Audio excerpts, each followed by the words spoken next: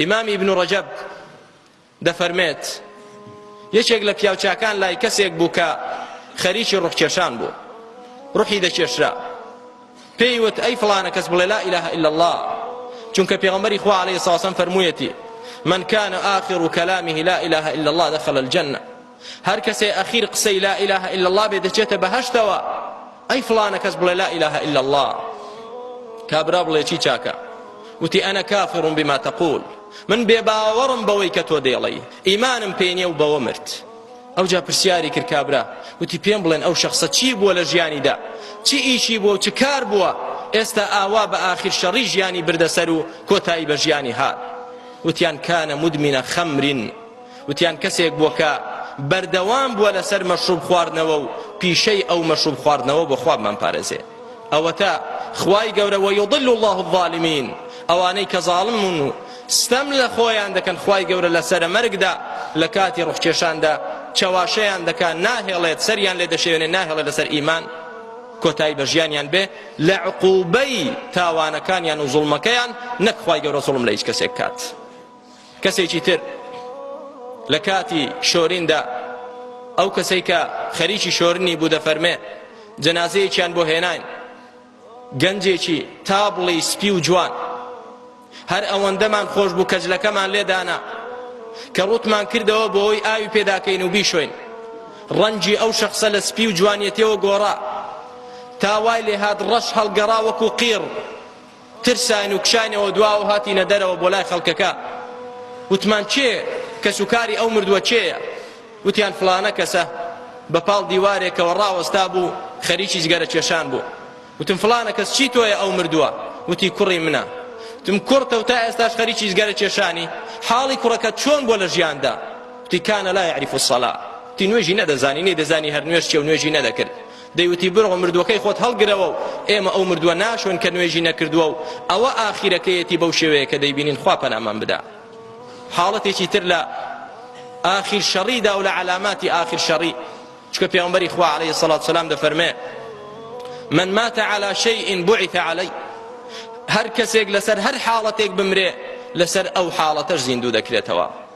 بۆیە تەماشا دەکەین پێغەمبەری خوا عەلەیهی الصلاة والسلام فەرمووی ئەو کەسەی کە لە پێناوی خوا شەهید دەبێ ڕۆژی قیامەت زیندوو دەبێتەوە و هەر خوێنێکی تەڕی لێ دەڕژێت کە بۆنی لە بۆنی میسک خۆشترە، چۆن مرد بەو شێوەیە زیندوو کرایەوە.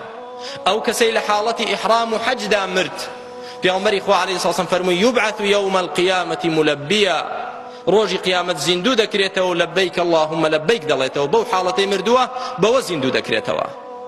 ئەی ئەو کەسانەی کە لەسەر کاری خراپە دەمرن، بۆ نمونە پێغەمبەری خوا عەلەیهی الصلاة والسلام باسی مرابیمان بۆ دەکا، ئەو کەسەی کە ڕیباخۆرە و سوخۆرە، پێغەمبەری خوا عەلەیهی الصلاة والسلام باسی دەکا دەفەرمێ ڕۆژی قیامەت ڕیباخۆرەکان زیندوو دەکرێنەوە کەل مەسروعین، وەکو ئەوانەی کە فێیان لێیە، بەو شێوەیە کە کەسێک شێت بێت و فێی لێ بێ بەو شێوەیە زیندوو دەکرێنەوە. و جێگای خۆیەتی کە مسلمانان ئاگادار بکرێنەوە براکانم لە بڕیارێکی هەڵە کە هەندێک لە مفتیەکان فتوایان داوە، ئەو عقاریەی کە ئەمڕۆ وەردەگیرێ بە حساب ڕیبای لەسەر نەماوە، بەڵام لەو لاوەشتێکی تری بۆ زیاد کراوە کە تەئمینە، تەئمین حەیاتە، ئەو تەئمین حەیاتەش حەرامە، وریابن مسلمانان وەری نەگرن، تاوەکو ئەوەشی لەسەر لا دەچێ قەبرەکەی خۆت پڕ مەکە لە ئاگر خوابمان پارێزێت. حاڵەتێکی تر براکانم ئینسان لەسەر چی بمرێت؟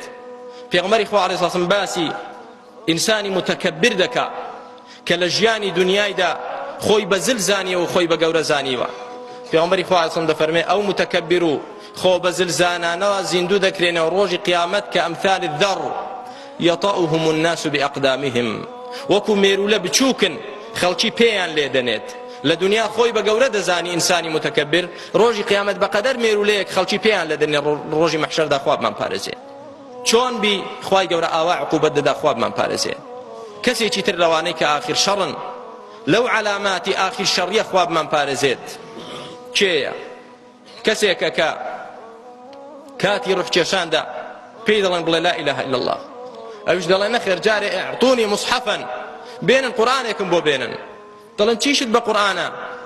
کاتی تۆ کاتی قورئان خوێندنەوە نییە، فریای ئەوە ناکەوی بڵێ لا إله إلا الله، دەڵێ بێنن قورئانێکم بۆ بێنن. قورآنی بۆ دێنن دەیگرێتە دەست دەڵێ کەفەرت برب هذا المصحف، دەڵێ من بێباوەڕم کافرم بەخوای ئەو قورآنەی، بە خاوەنی ئەو قورآنە ئیمانم پێ نییە. بۆ کەسێک بۆ لێی دەپرسن لە کەس و کاری دەڵێن کانە تاریکن للسەڵات، کەسێک بۆ نوێژی نەدەکرد بزانە لە ژیانی دنیادا چۆن بی ئەوە دێتەوە ڕێت لە کاتی ڕوخکێشانتدا و لەسەر چیش بمری لەسەر ئەوە زیندوو دەکرێتەوە خوای گەورە بمان پارێزێ. کەواتە ئینسانی مسلمان پێویستە وریابێت لە ژیانی دنیایدا ژیانی خۆت وا بەڕێوە بەرە، وا ژیان بەسەر بەرە کە خۆت ئامادە کردبێ بۆ لەحظەی ڕوخکێشان، چونکە والله چەندەها کەس هەبووە کە لە واقعدا دیتراوە لەبەر تیجارەت و کەسابەتەکەی ئاگای لە نوێژ و خواپەرستی نەماوە، لە کاتی ڕوخکێشان کە پێی دەڵێن بڵێ لا ئیلاهە ئیلا الله دەڵێ ئەوە بە 10 دینار، ئەوە بە 15، ئەوە مشتری چاکە، ئەو خانوم لە فلانە شوێنێ بۆم بفرۆشن، لە جیاتی لا ئیلاهە ئیلا الله ئاگای لەوەیە. کەواتە براکانم باوریابین با لە ژیانماندا خۆمان ئامادەکەین بۆ ئەو لەحظەیە، چونکە واللهی نازانین ئەو لەحظەیە ئێستایە کە ئێمەی تێداین، یا پاش دەقیقەیەکی ترە یا پاش سەعاتێکی ترە، هەمومان دەزانین مردن بە پیرینی